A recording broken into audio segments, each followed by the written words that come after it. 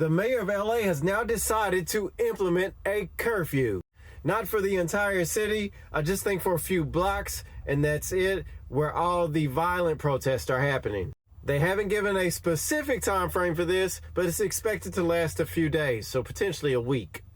I might be wrong with the times, but I believe it's from 8 p.m. to 6 a.m. No one's allowed to be out on the streets, and the police will be patrolling, and you will get arrested if you violate the curfew. It's clearly a bad situation. Don't have too much more to say about this. Everybody already knows what's happened. It's just the reality that there's no more of this. It's all Trump's fault. People are being a bit more realistic about it and saying we need to make the streets safe, which is just a common sense approach to any riots, any kind of violence. Just saying. Now, Labor is basically taking what I would call the Biden approach. It looks like Labor's talking about build back better. Y'all remember that? Now, that's not a slogan or their exact words, but that's pretty much what they're saying they're going to do. They want to increase spending on schools, the schools fundings, NHS, and of course, defense. Now, they're saying that about $113 billion will be freed up due to loosening of borrowing rules. They got to be careful with that one. But they're saying there still can be cuts. And if they're saying there still can be, it's pretty much going to be some cuts. They've also decided to go nuclear.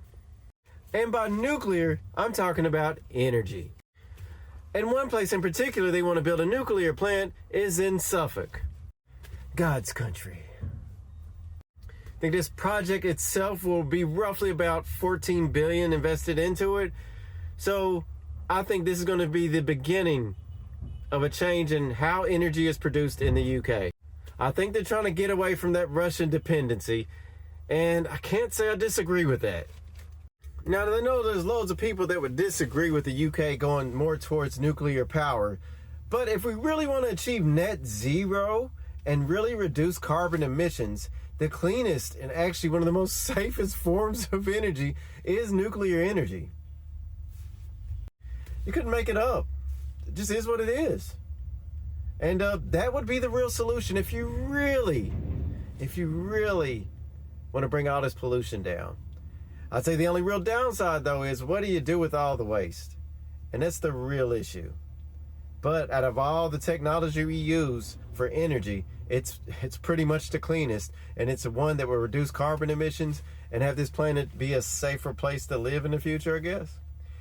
But, on that note, that's all I have to say about that. I'm curious to what y'all think about it. If you do watch this and you want to give some feedback on it, I'd love to hear what you think about this push towards nuclear energy.